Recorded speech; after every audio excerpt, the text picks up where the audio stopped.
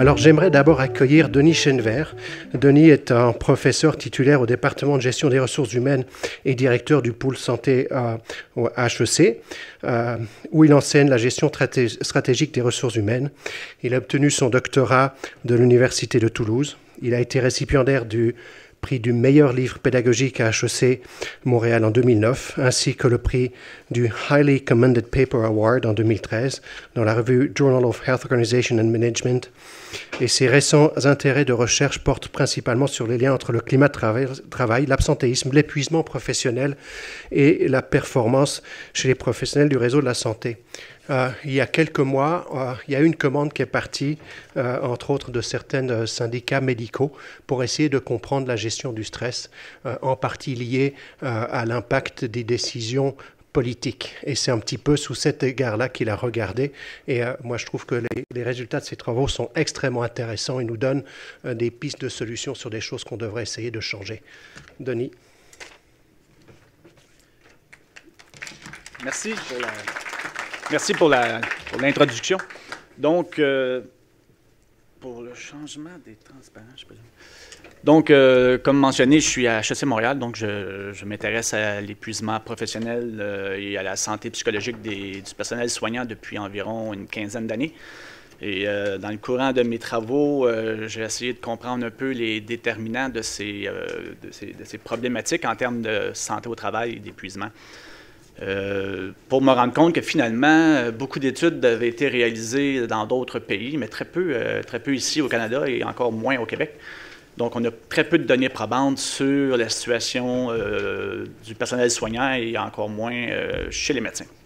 Donc, du coup, la FMSQ m'avait demandé de faire un premier portrait, principalement dans le cadre du projet Optilab, que vous connaissez sûrement. Ce n'est pas l'objet de la conférence aujourd'hui, mais dans le cadre de ce projet, on voulait examiner un peu la réaction des médecins spécialistes de laboratoire, dont les oncologues et hématologues, donc pour voir un peu comment ce projet avait eu un impact sur leur santé psychologique, sur un ensemble de paramètres. Donc, c'est un peu ce qu'on a cherché à faire. Donc, pour le plan de la présentation, donc une brève introduction, définition du concept d'épuisement. Je pense qu'avant de parler d'épuisement, il faut définir un peu c'est quoi le concept. Un peu les constats et l'état de la situation qu'on peut observer chez les oncologues et hématologues du Québec. Donc, je vais vous tracer un portrait assez rapide de la situation pour vous donner quelques éléments je dirais, de contenu sur les indicateurs donc descriptifs de l'état de la situation. Je vais surtout m'attarder à une proposition d'une démarche qui pourrait éventuellement avoir un effet positif sur la santé psychologique des soignants et principalement en hématologie et oncologie pédiatrique, suite à une étude que j'ai réalisée en France auprès de 25 équipes en oncologie pédiatrique, donc à peu près, qui représente 85% de toutes les équipes françaises dans le domaine. Donc, à partir de ça, on a testé une approche et je vais vous présenter les résultats de cette approche. Donc, le bilan, bon, vous le connaissez probablement tous. Je ne veux pas non plus avoir un regard alarmant sur la situation. C'est un constat qui est fait depuis plusieurs années. Donc, 15% de taux de croissance de l'épuisement professionnel chez les médecins aux États-Unis entre 2011 et 2014. Donc, on voit que la situation progresse. Pourquoi cette situation progresse? Bon, vous n'êtes pas sans savoir le phénomène du vieillissement de la population qui entraîne des cas avec beaucoup de comorbidités qui complexifient énormément les interventions. La technologie qui vient aussi complexifier l'ensemble des interventions médicales. Donc, il y a beaucoup de complexité qui s'insère dans le processus. Si on ajoute à ça les transformations organisationnelles et structurelles auxquelles on est confronté depuis un certain nombre d'années, tout ça crée un environnement explosif en termes de capacité, je dirais, de changer, donc ce qu'on appelle la résistance au changement ou la capacité à changer. Les individus ont une certaine capacité. Et on arrive à un moment, lorsque trop de changements, où on atteint un seuil de saturation sur notre capacité à adopter de nouveaux changements. Donc, cette capacité semble, dans certains cas, avoir été atteinte, et donc ça cause un certain problème au niveau de l'épuisement. Niveau d'épuisement professionnel des médecins, 36% supérieur à la population en général, donc on voit qu'il y a quand même une différence considérable entre ces populations. Donc, on observe un taux d'épuisement grandissant dans tous les secteurs d'activité, mais on voit que dans le secteur médical, on est dans des taux nettement supérieurs.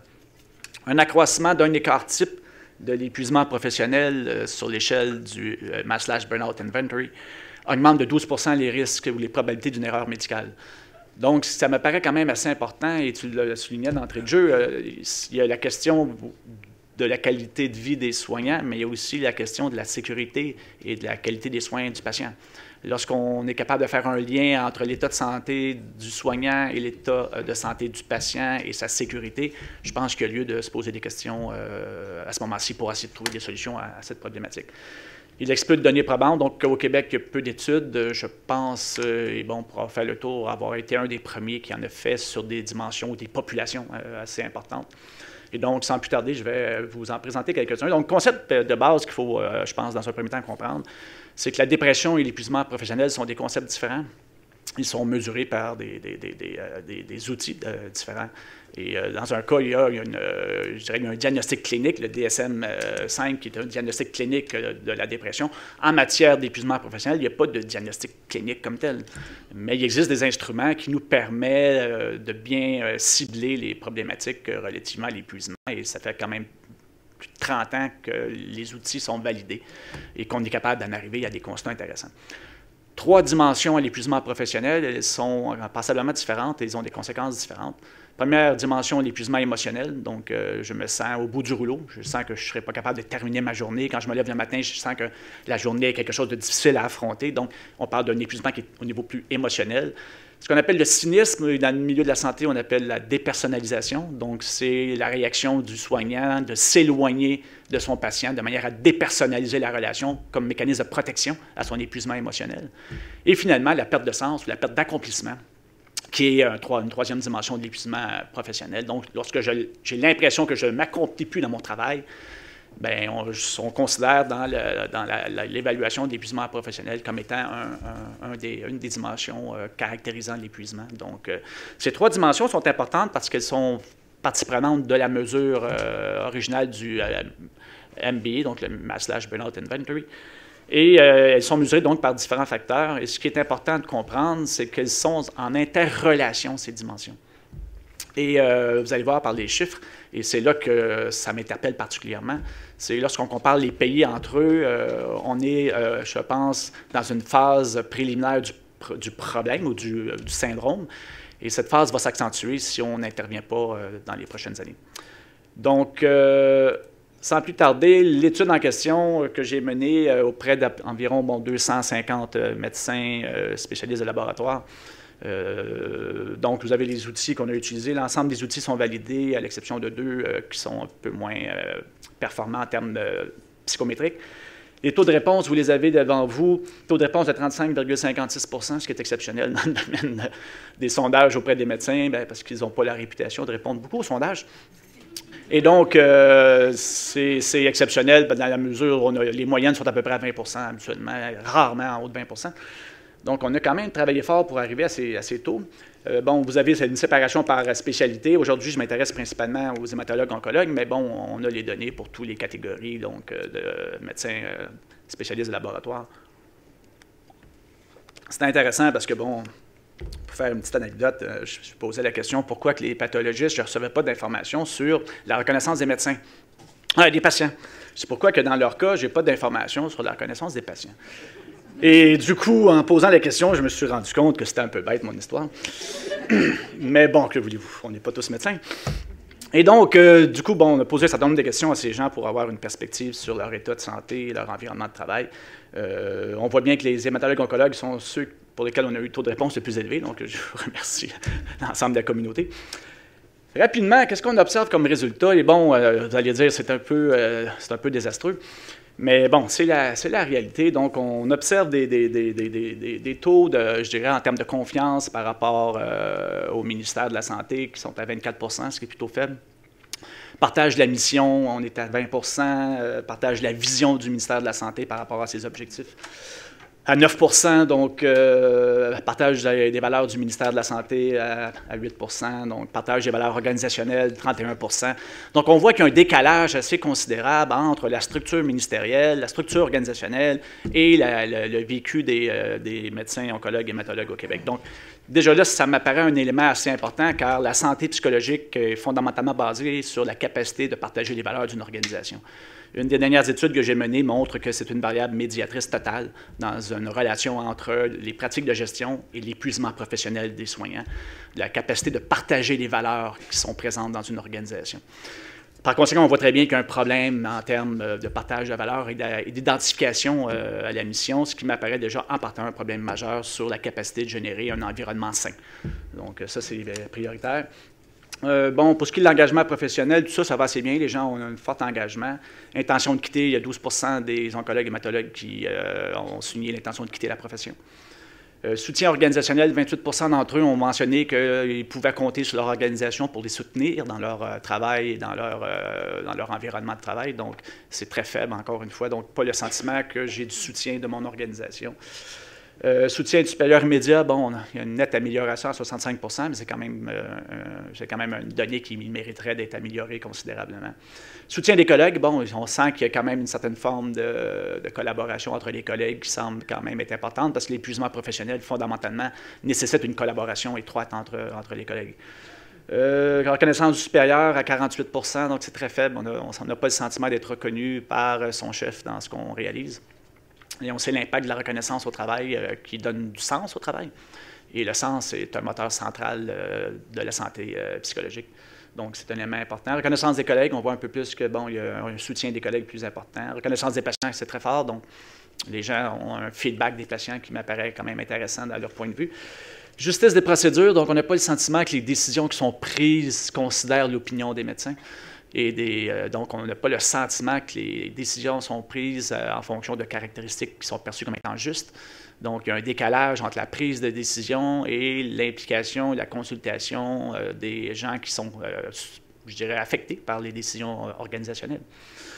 Donc, ça, c'est un élément important. Information, bon, après ça, vous avez toutes les questions sur l'Optilab. Bon, naturellement, le sondage était sur Optilab précisément. Donc, on voit très bien que tout ce qui est consultation par rapport à Optilab, adhésion au projet, transfert de l'information, on a des résultats très, très, très faibles là, qui font en sorte qu'on a le sentiment que dans ce processus de transformation, on n'a pas été réellement impliqué dans le processus.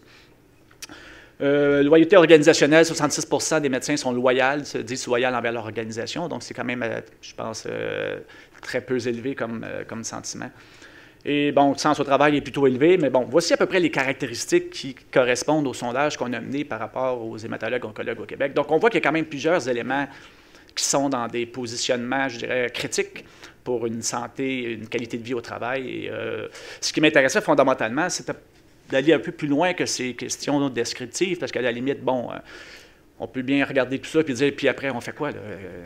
Qu'est-ce qu'on peut faire avec ce genre de résultats? Et c'est là que, bon, l'intérêt est venu d'essayer de modéliser un peu ces données. Naturellement, la modélisation sur un échantillon de 100 répondants a toujours ses limites. On n'est pas sur des grands échantillons. En termes statistiques, il y a des limites importantes.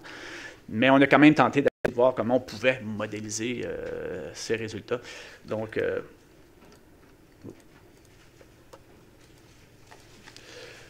en termes d'épuisement, ce qu'on observe, c'est que 11,27% des oncologues et hématologues au Québec avaient pris une position de dépersonnalisation. Donc, en termes de protection, ils se sont éloignés des patients. L'épuisement émotionnel, on était à 39,87% qui, plus d'une fois par semaine, manifestent des caractéristiques d'épuisement émotionnel. Stress au travail, on est à 35% des gens qui ont plus d'une fois par semaine le sentiment d'être fortement stressés au travail. Et des problèmes psychosomatiques, donc problèmes de sommeil, d'appétit, maux de tête, donc ce genre de symptômes en termes de maladie, 16% des gens ont ce genre de symptômes plus d'une fois par semaine. Donc, on voit qu'il y a quand même une situation en termes de santé qui est quand même assez problématique au niveau des médecins en question. Oups, j'ai sorti de... Qu'en est-il des autres pays relativement à cette question? Donc, vous avez les chiffres comparatifs en fonction de la mesure du Maslach-Burnout Inventory, qui est une mesure un peu différente de celle qu'on a vue précédemment.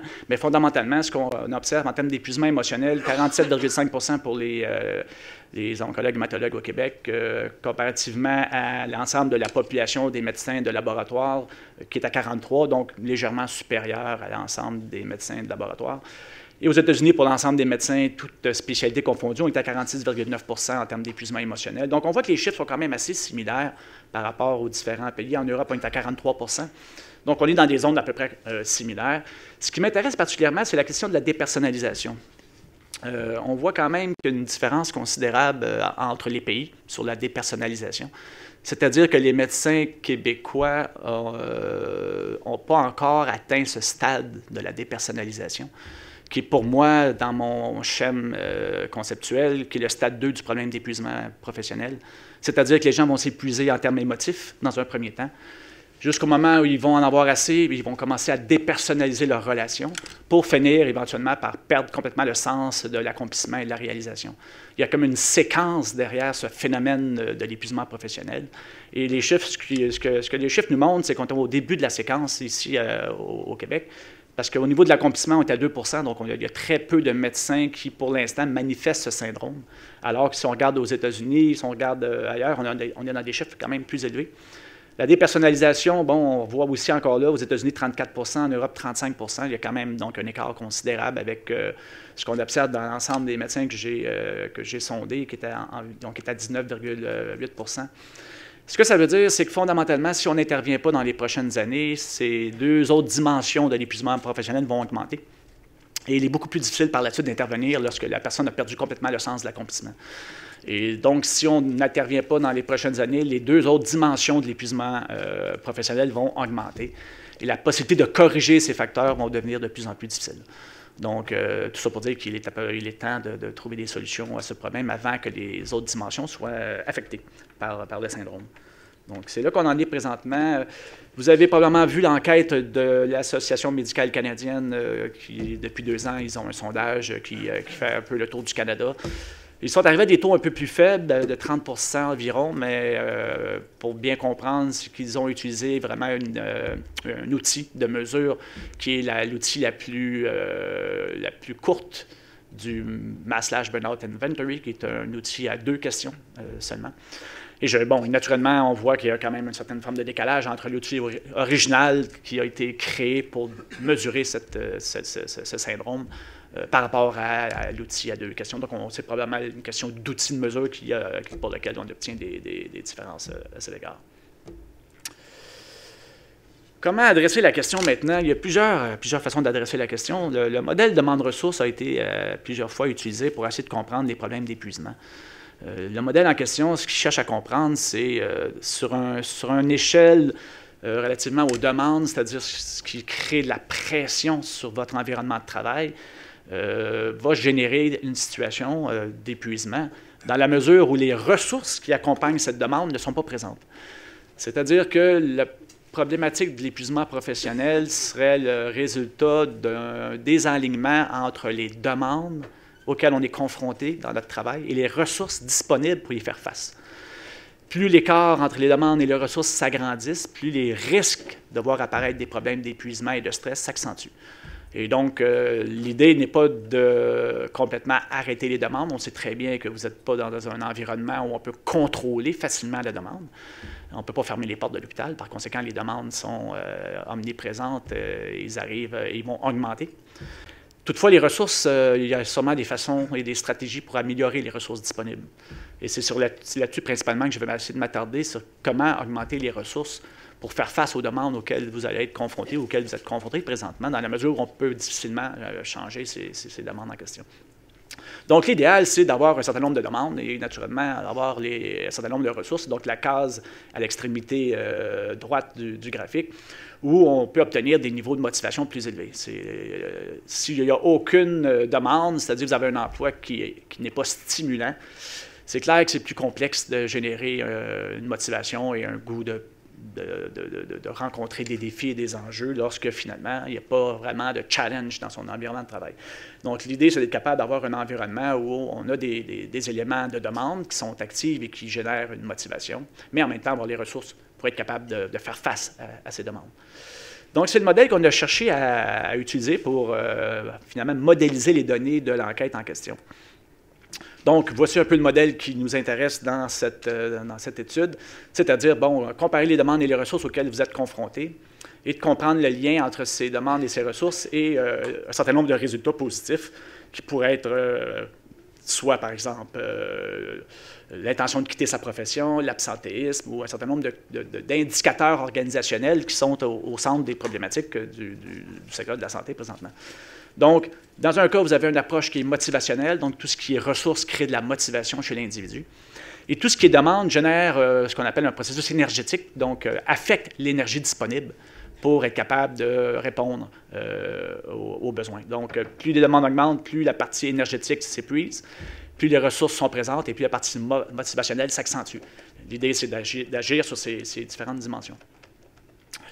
Ce que ça nous donne par rapport aux 100 oncologues hématologues qui ont répondu au sondage, voici un peu la première modélisation qu'on a réussi à faire. C'est qu'on a essayé de partager les ressources et les demandes pour voir quel était l'impact de ces ressources et de ces demandes sur les deux principales dimensions de l'épuisement professionnel, c'est-à-dire la dépersonnalisation et l'épuisement émotionnel. Ce qu'on se rend compte fondamentalement, c'est que l'identification à la mission du ministère joue un rôle sur la dépersonnalisation. Donc, moins le médecin s'identifie à la mission du ministère, plus il dépersonnalise sa relation avec le patient. Ce qui est quand même considérable quand je vous mentionnais qu'il y avait très peu de gens qui s'identifiaient à la mission du ministère, donc c'est un peu inquiétant. Donc, on voit donc qu'il y a un lien assez important entre ce phénomène de perte d'adhésion aux valeurs et à la mission du ministère et le fait de traiter son patient de façon dépersonnalisée.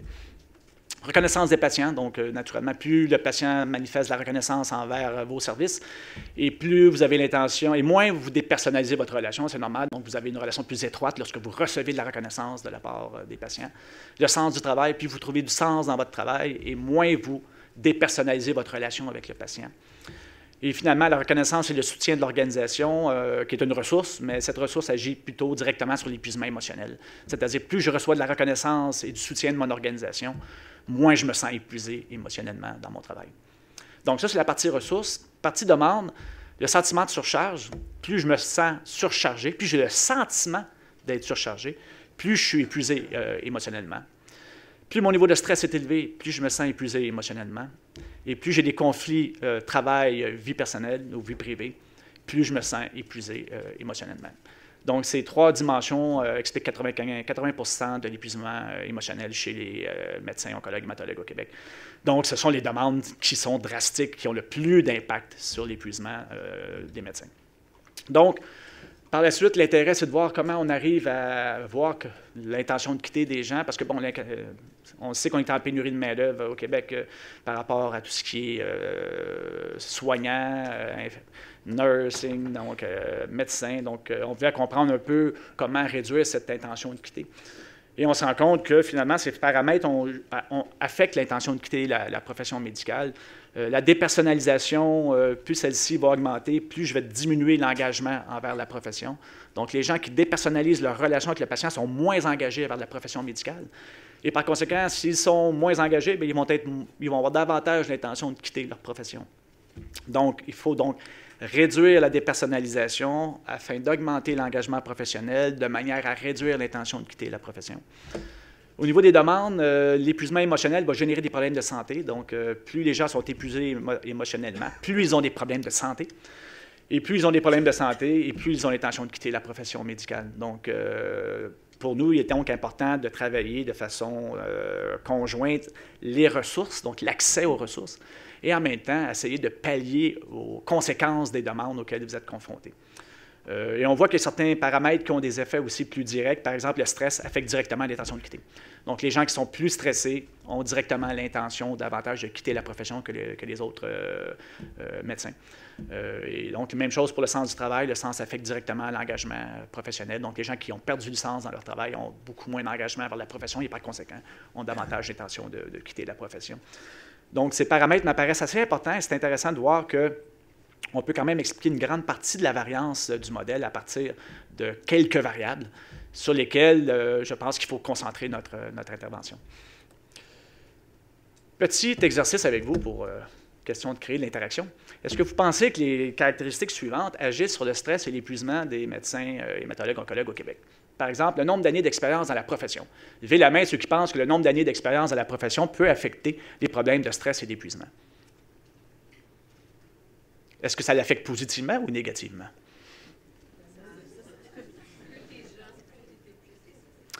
OK. Est-ce que le nombre d'heures de travail par semaine affecte le stress et l'épuisement professionnel? Ceux qui pensent que le nombre d'heures de travail par semaine affecte le stress et l'épuisement professionnel, levez la main. Donc, la majorité des gens, intéressant. Le genre, homme-femme, est-ce que vous pensez que chez les oncologues et hématologues, je parle de cette clientèle, de ce sondage sur 100 personnes, est-ce que le sexe a un effet sur l'épuisement, le stress au travail? C'est pas, hein, on voit qu'il y en a oui, il y en a non. Je ne vais pas faire durer le suspense plus longtemps. Voici ce que ça donne. L'expérience professionnelle a un effet significatif sur les questions de stress et d'épuisement et sur un ensemble de paramètres. Plus les gens sont expérimentés dans la profession médicale, moins ils sont épuisés émotionnellement, moins ils dépersonnalisent la relation avec le patient, moins ils sont stressés, moins ils ont de conflits travail-vie personnelle. Et bon, c'est un peu normal aussi, probablement, étant donné que dans leur cheminement de carrière, ils ne sont plus dans une époque où la famille peut interférer dans le processus. Ils ont plus d'engagement envers la profession. Donc, autrement dit, plus ça fait longtemps que vous êtes médecin, oncologue, hématologue au Québec, plus vous avez un engagement élevé envers la profession médicale. Plus vous adhérez à la mission du ministère.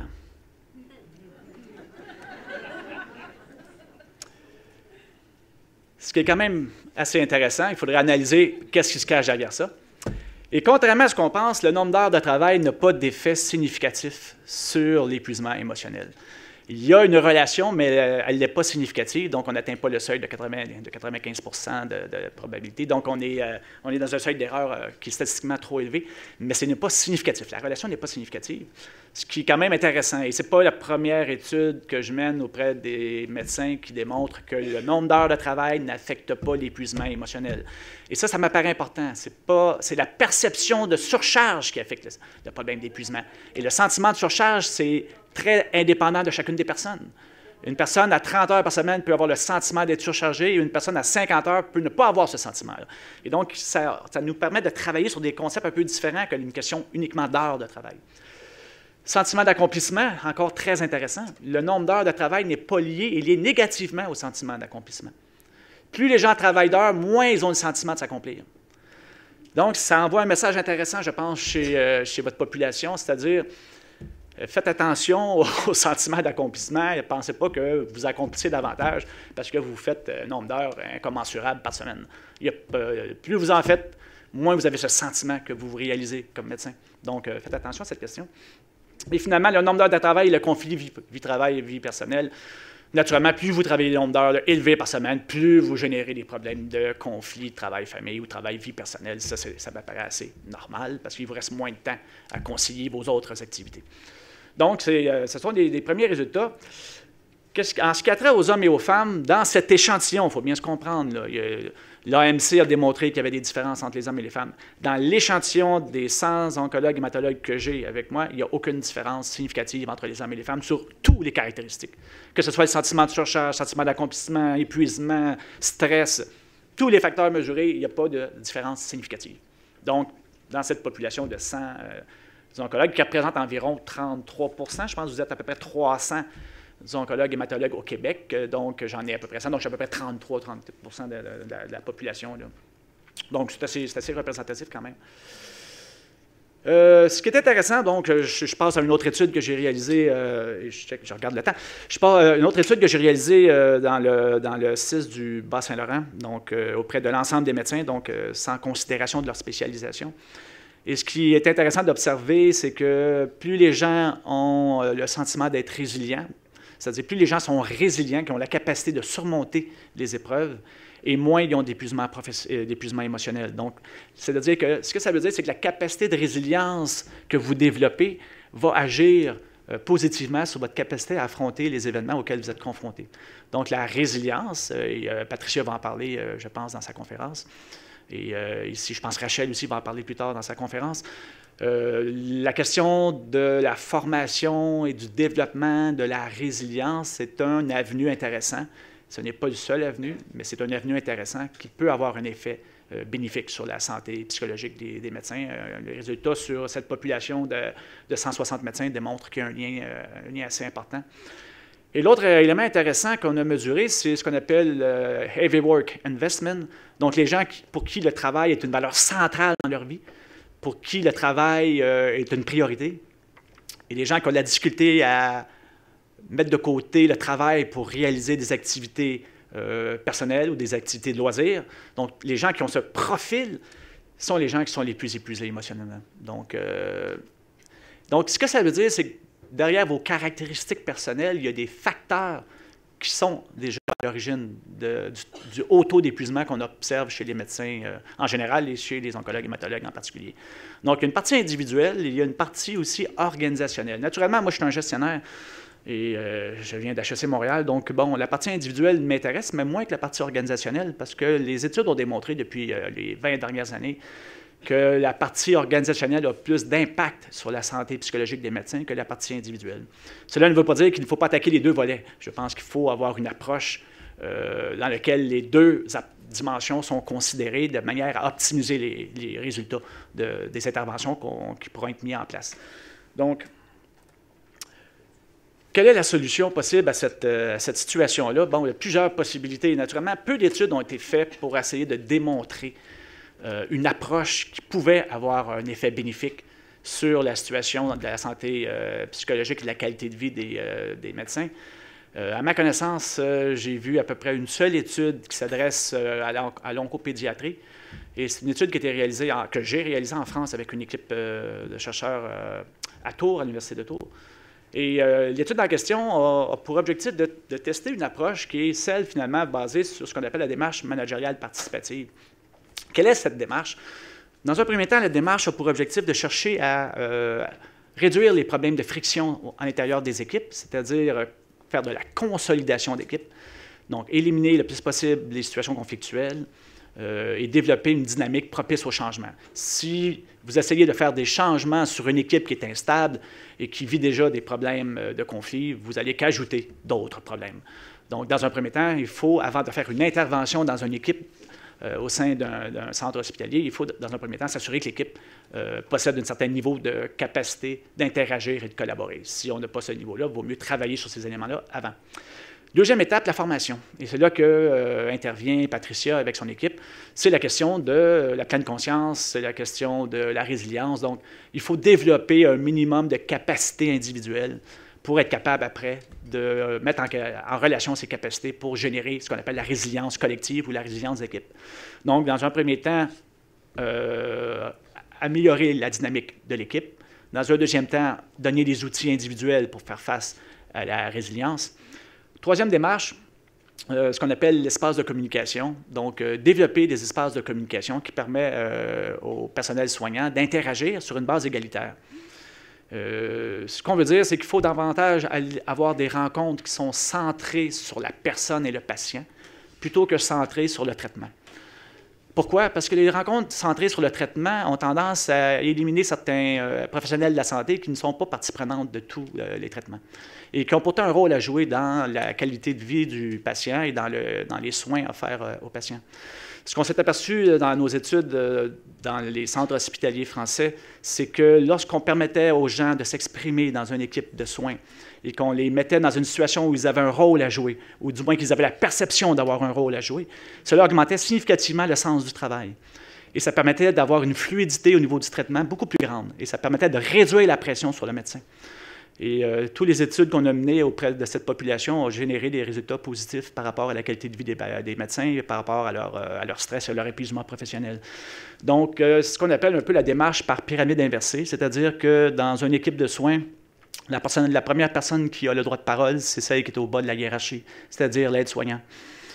C'est la première personne qui devrait parler, de manière à pouvoir lui permettre de s'exprimer sur l'état du patient, dans la mesure où c'est souvent la personne qui est le plus en contact avec le patient sur une période plus longue.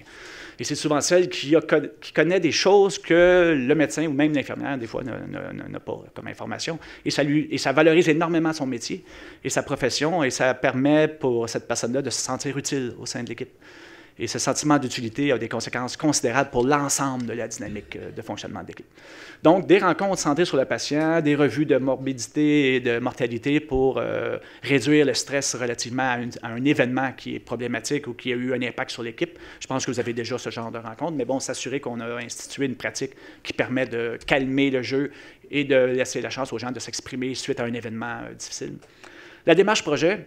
qui est fondamentale dans la consolidation de l'équipe. Lorsqu'arrive un problème dans l'équipe, lorsqu'une situation difficile apparaît, lorsqu'un enjeu se présente, la capacité de développer une équipe qui va adresser l'enjeu, formée de différents professionnels de la santé, pas nécessairement que des médecins ou que des infirmières, mais un mélange de professionnels intéressés à adresser la question et qui a, je dirais, des connaissances sur cette question, de manière à adresser la question, étudier le problème et arriver au sein de l'équipe avec des suggestions de solutions, de manière à ce que les problèmes ne perdurent pas dans le temps constamment, de manière qu'on soit dans un processus de résolution de problèmes continu, plutôt que d'attendre un moment où le problème envahit l'équipe.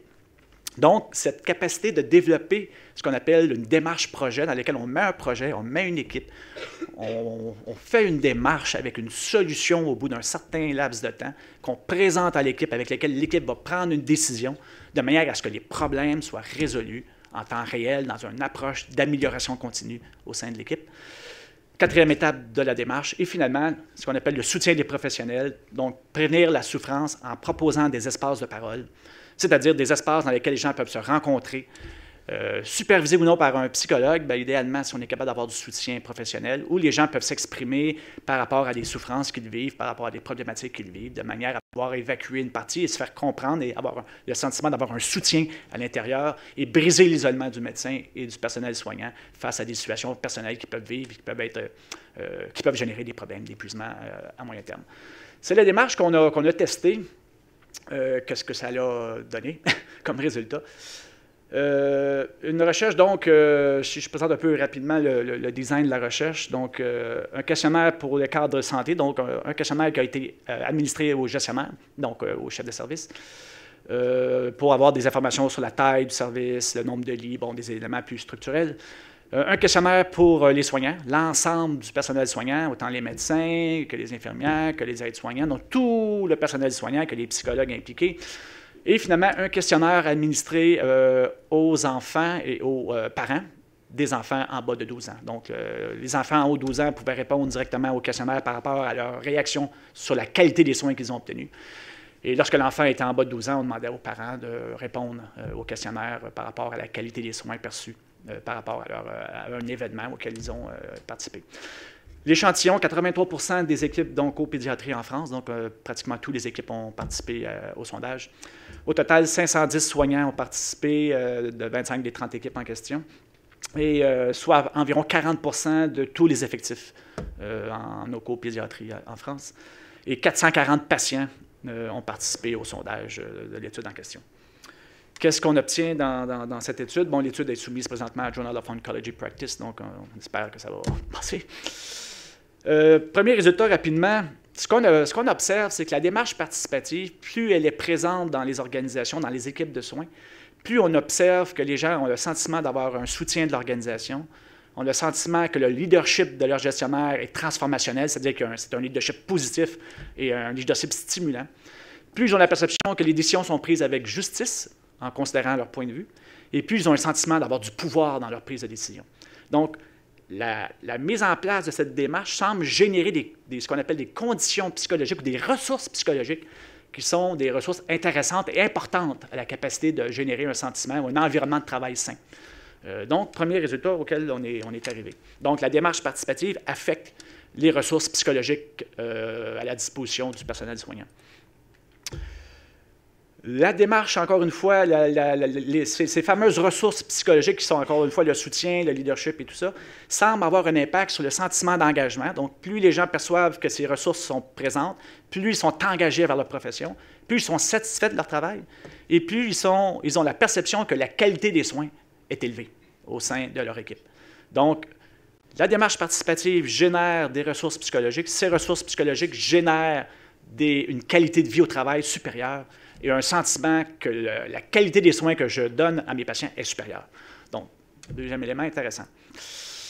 Maintenant, la démarche participative et la qualité des soins comme telle, ce qu'on observe, c'est que ces ressources psychologiques semblent être reliées à la qualité des soins dispensés aux patients, dans la mesure où la prise en charge, lorsque je sens que j'ai plus de soutien de mon organisation, la prise en charge évaluée par les patients est supérieure. La communication, les patients ont mentionné que la communication était meilleure, était significativement meilleure lorsque les fameux soignants en question avaient un sentiment que l'organisation les soutenait dans leur démarche. L'information de qualité supérieure, une meilleure information plus précise par rapport au traitement qui va être octroyé aux patients. Et finalement, une attitude plus positive des soignants lorsque les ressources psychologiques, ce qu'on appelle des ressources psychologiques de la résilience, sont présentes au sein de l'organisation. Donc, démarche participative génère des ressources psychologiques qui génèrent de la qualité de vie au travail, qui génèrent une meilleure qualité des soins chez les patients. Et finalement, on a tenté de vérifier est-ce qu'il y a un lien entre la démarche participative que je vous ai présentée et la qualité des soins comme telle. On voit que les résultats sont plus ténus. Il y a moins de résultats significatifs. Quelques résultats sont parlants. Par exemple, bon, le soutien aux équipes. Donc, plus on offre du soutien aux équipes par l'entremise des rencontres centrées sur le patient, par l'entremise des groupes de discussion et de parole, plus on se rend compte que la prise en charge des patients par rapport à la qualité de la communication est meilleure, la qualité de l'information est meilleure. Donc, il y a quelques éléments, mais on voit qu'il n'y a pas comme telle une relation immédiate ou directe entre la mise en place de cette nouvelle approche et la qualité des soins perçus par les patients en question. Qu'est-ce que cela veut dire? Qu'est-ce que ça veut dire? C'est que suite à cette étude, on a tenté de modéliser l'ensemble de ces paramètres. Ce que vous voyez, c'est un peu la modélisation, je dirais, théorique du modèle en question. Ce qu'on sait, c'est qu'à gauche, vous avez l'intervention qu'on a menée au sein de ces différentes équipes, donc les 30 quelques équipes là, en France. Donc, la rencontre centrée sur le patient que je vous ai parlé, les espaces de parole. Donc, ça, c'est la démarche participative qu'on a implantée. Vous avez dans le bas les ressources individuelles de la résilience, c'est-à-dire la formation sur la pleine conscience, sur la gestion du stress, qui ont été octroyées aux différents membres des équipes.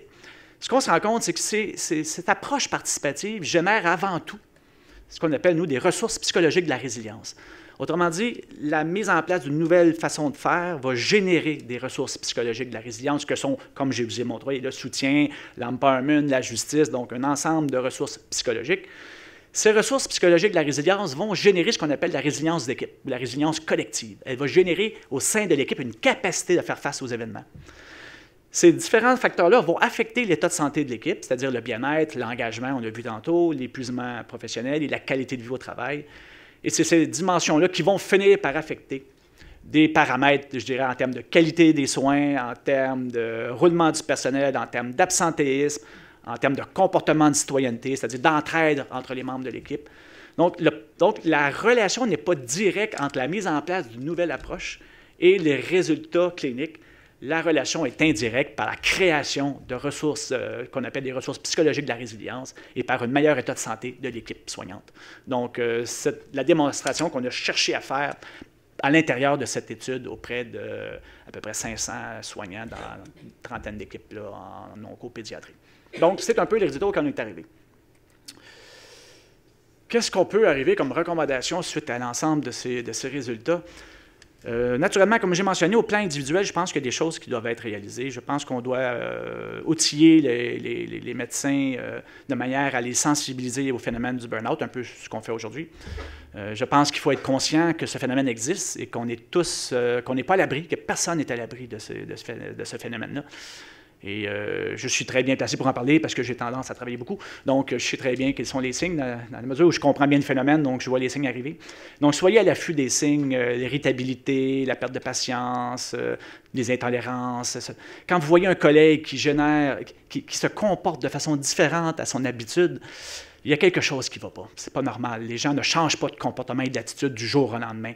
Donc, il arrive quelque chose dans sa vie. Bon, naturellement, c'est toujours un peu difficile d'entrer dans la vie privée des gens, mais je pense que vous avez quand même une responsabilité les uns envers les autres de vous assurer que vous vous appuyez mutuellement et qu'il y a une forme je pense, de prise de conscience que vous avez un rôle de soutien à apporter les uns envers les autres.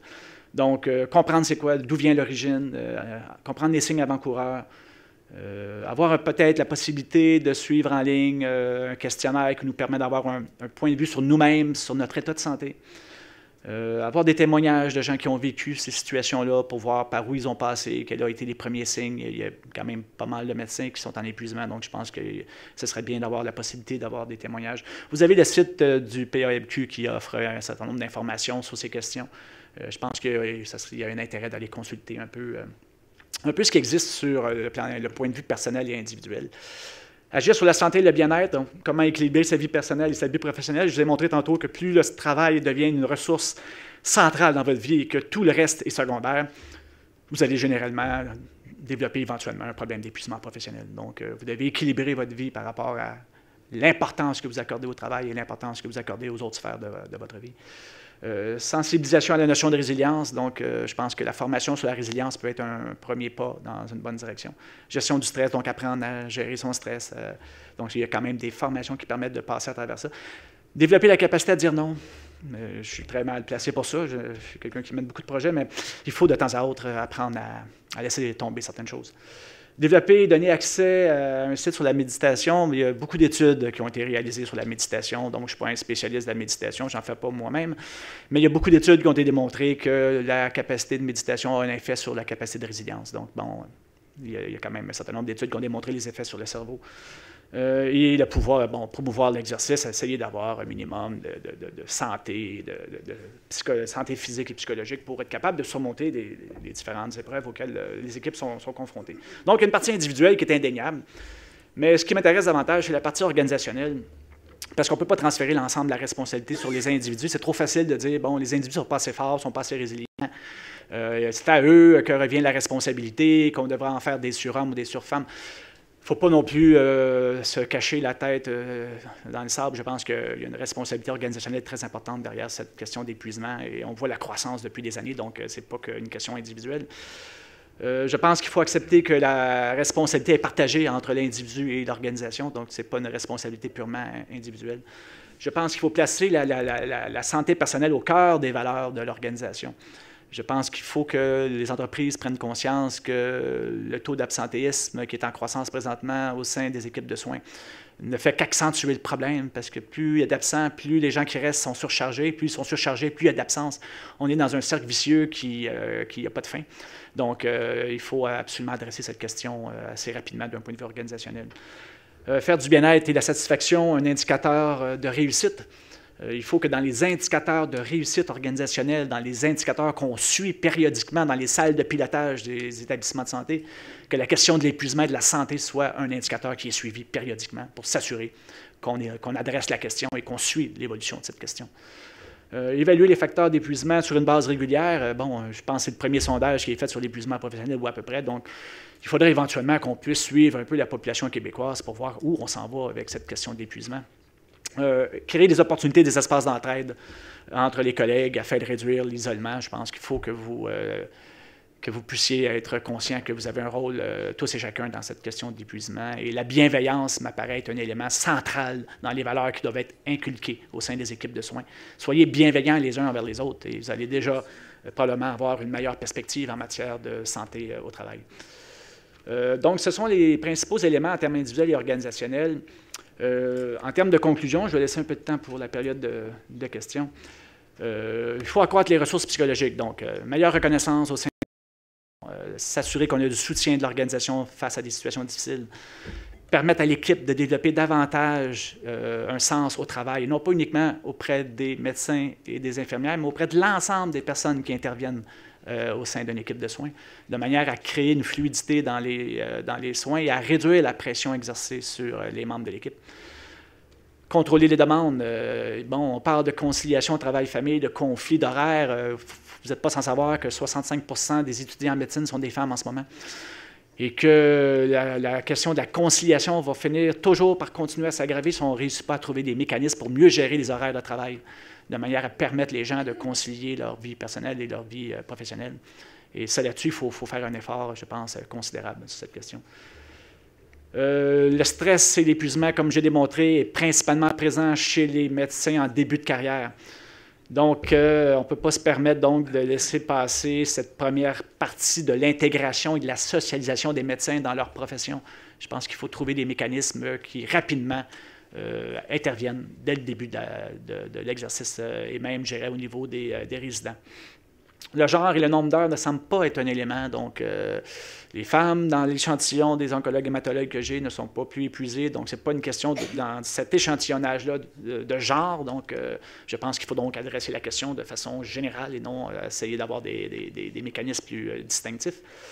Il faut implanter, selon moi, la démarche managériale participative pour laquelle j'ai des résultats significatifs sur l'impact que ça peut avoir sur la qualité des soins et la qualité de vie des soignants. Et à ma connaissance, c'est à peu près la seule étude qui a démontré l'efficacité d'une démarche.